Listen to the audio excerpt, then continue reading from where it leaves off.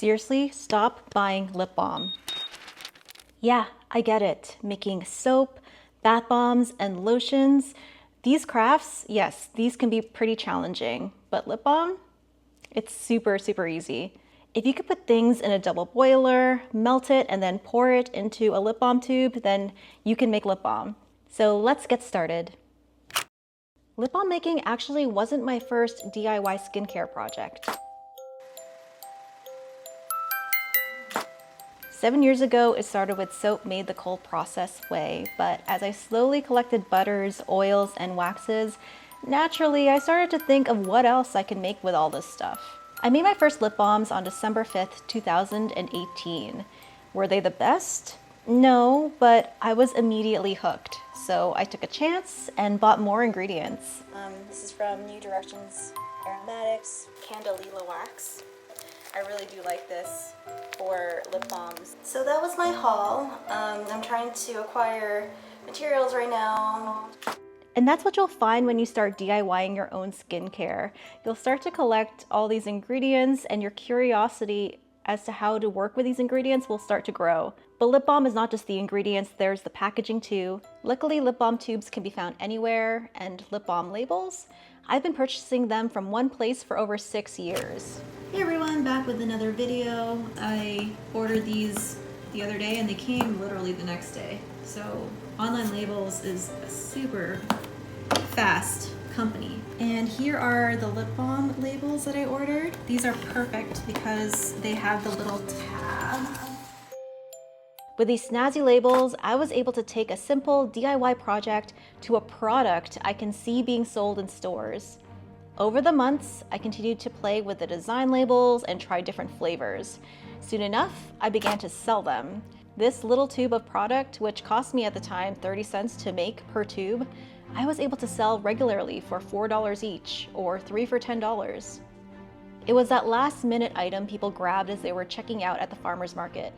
And those small $4 and $10 purchases started to accumulate over time.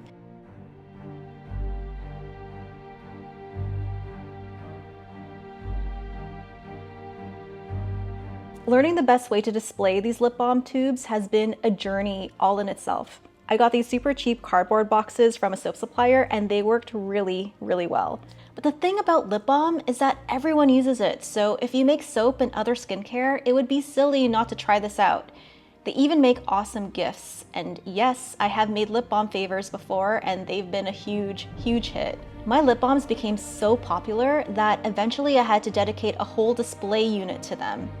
They're pretty small, so they easily tuck into gift sets too, which I absolutely did. And looking back on my pictures and videos, I really should start making these again because they sold really, really well. Anyways, this is all to show what can happen when you start to DIY your own skincare, and it doesn't have to be complicated either. This lip balm I'm making today only needs 3 ingredients. The rest is just extra, so don't worry about those until you're ready. The best lip balms are often the simplest. An excellent starter recipe is equal parts wax, butter, and oil. That's it. For this lip balm, I'm actually not using a butter. I'm gonna use coconut oil instead of a butter. I'm gonna use beeswax and blueberry oil. You can get these ingredients easily from Amazon, and don't worry, everything is linked in my description box. The best part of making lip balm is that you can easily try different oils, butters, and waxes. Each ingredient will affect the final lip balm, so I absolutely encourage you guys to try different things. Mix and match the butters, try different oils, and try different waxes. And each little nuanced change will affect the outcome, so go nuts when it comes to experimenting with your lip balms. If you're anything like me, you will absolutely want to try a flavor oil. I recommend purchasing a flavor oil from a reputable soap and skincare supplier because you can pick your flavor oil based on reviews from other skincare enthusiasts who will usually answer any questions you might have, like whether or not the flavor oil even tastes good, how much or how little you'll need, and even if that flavor oil sells well for them. Because you'll find in this lip balm making journey that just because lip balm has a maximum usage of this much, you might not want to use that much because it can make your lip balms taste bitter or it might be too strong. Or you might find that lip balms used at the absolute max usage doesn't even flavor your lip balms at all. You can try flavoring your lip balms with essential oils too, but you definitely want to be careful with that. Not all essential oils are lip safe and should be used in a lip balm, and certain essential oils you can only use at a very small percentage. So if you're wanting to do this, definitely put in your research before you try making lip balms with them. Each month I'm trying to highlight a different ingredient, and for June I wanted to focus on blueberries. So throughout the month of June, you're gonna see videos where I make a project using blueberries in some way. So that is why I chose blueberry oil for this project. But in addition to blueberry oil, I'm also gonna be using a blueberry extract. And I didn't have a blueberry flavor oil for this project, so I decided to mix a little bit of cherry flavor oil and a little bit of strawberry flavor oil. So it's gonna be this unique blueberry themed lip balm, but with not blueberry flavoring, if that makes sense. But you know what? That's okay. And if you're curious as to where I got any of this stuff, it is linked in my description box. Once everything is melted, then you can remove it from the heat and add in your extra ingredients. One thing you'll need to know about extracts is that some are water soluble and some are oil soluble. And I made the mistake here of using a water soluble extract in an oil based product. So you can see that it definitely did not mix in. And this water soluble extract is from New Directions Aromatics, but thankfully I had an oil soluble blueberry extract that Brambleberry sell, and that was able to incorporate into the lip balm a lot better. This you'll want to stir for at least a minute, and then once you're done that, then you can pour them into your tray. To make life easier on you, get a lip balm filling tray. I got this one from a soap supplier, but they sell them literally everywhere. Note that not all lip balm tube filling trays fit all lip balm tubes. It's unfortunate that it's like that, but you might have to go through some trial and error when it comes to finding the right lip balm tube and matching that to the right lip balm tray. Thankfully with this extract, it settled to the bottom, so I was able to pour my lip balms into the tubes without getting that non-soluble extract into the lip balms. And when it comes to pouring, don't worry if it's a little messy, just get that lip balm base into the tubes and then you can clean it up afterwards.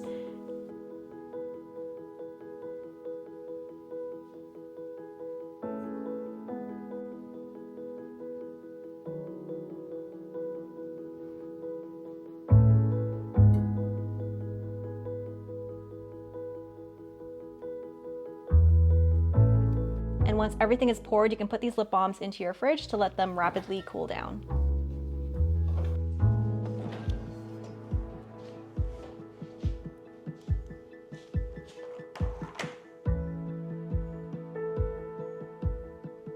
And when they are done, just pop them out, clean them up, and put a cap on them. Oh, they smell so good.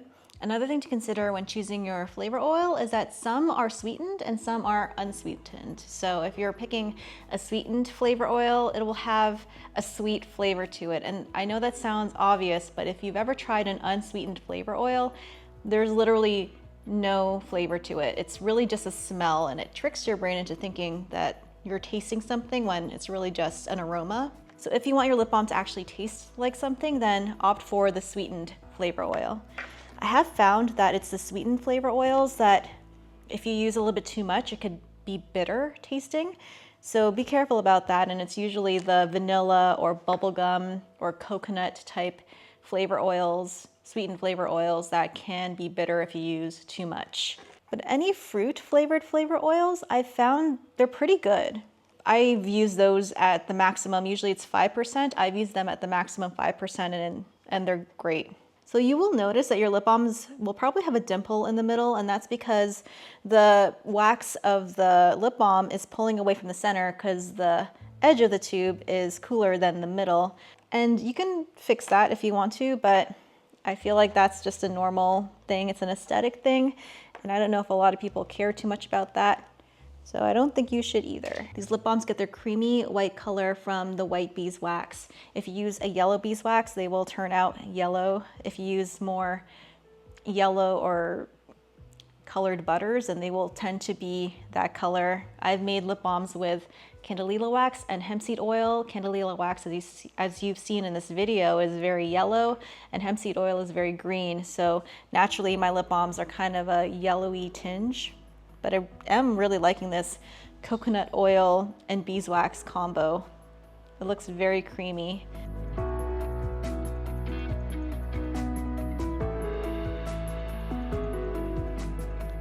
You can put a label on them or not, it's up to you. So to finish these, all I do is add the cap, like so. And I printed out some labels using online labels. And they have a sealing tab on them, which is nice for the customer because they know that their lip balm hasn't been tampered with, which is always good. And there you go. Here is the final lip balm. Lip balms take a few days to cure and settle down, so if you're super excited about trying them and you try them right away, know that whatever that lip balm tastes like or feels like when you apply it, that'll probably be different after a few days have gone by. So I know it's really hard to wait, but be patient, wait a few days, and then try them after they've had time to settle down. That's how you'll know exactly what the final product will feel like. And I know that I said to wait when it comes to actually testing the lip balms out, but I can't resist. I'm gonna go give these a try, and I think I'm going to try this one. I didn't fill it up all the way. Oh, that is excellent. Wow, I really like that a lot. It's really amazing how a simple combo of blueberry oil, coconut oil, and beeswax can come together and make an amazing lip balm. I really like the taste of that a lot. So that is the video for today. I really hope that you like this video, and I hope that I've inspired you to make your own lip balms at home instead of buying them, because they are so easy and simple to make. And if you already make your own lip balms and are thinking of selling them, I hope this video is a sign that you should start today, because they usually are such a huge hit with skincare, handmade, homemade, small businesses. And remember, if you want to just dive right in, equal parts oil, butter, and wax, or you can swap out the butter with the coconut oil. Or if you want to make lip balms just exactly how I made them today using an extract and flavor oil, then you can find that recipe on my Patreon, which is linked down below. And speaking of my Patreon, thank you so much to my patrons. You guys are so amazing and so supportive, especially these guys right here, my Bubble BFFs. I don't know how I could keep this channel going at the caliber that it has been without you guys. So thank you so much for your support. Thank you for joining me for this corner of the internet. I really hope to see you in the next video. And until that next video, keep smiling, keep being awesome, and keep making beautiful things like cherry berry lip balm. Bye guys.